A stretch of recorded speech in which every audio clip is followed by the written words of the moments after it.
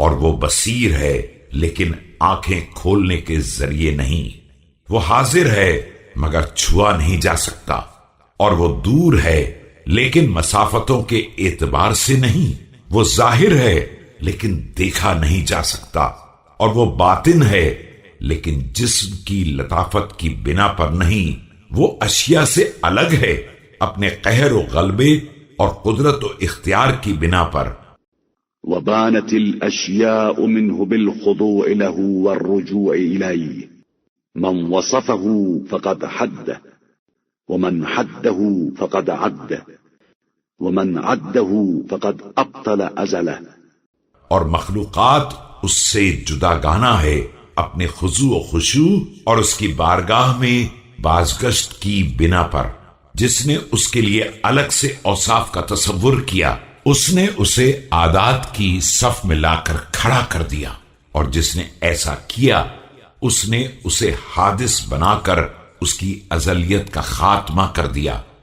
ومن قال كيف فقد استوصف، ومن قال أين فقد حيز، عالم إذ لا معلوم، ورب إذ لا مربوب، وقادر إذ لا مقدور۔ اور جس نے یہ سوال کیا کہ وہ کیسا ہے، اس نے الگ سے اوصاف کی جستجو کی، اور جس نے یہ دریافت کیا کہ وہ کہاں ہے، اس نے اسے مکان میں محدود کر دیا۔ وہ اس وقت سے عالم ہے جب معلومات کا پتہ بھی نہیں تھا، اور اس وقت سے مالک ہے جب مملوکات کا نشان بھی نہیں تھا، اور اس وقت سے قادر ہے جب مقدورات پردے عدم میں پڑے تھے۔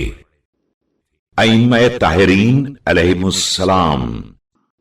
قد طلع طالع ولمع لامع ولاح لائح واعتدل مائل، واستبدل الله بقوم قوما، فبيوم يوما، وانتظرنا الغير انتظار المجد بالمطر،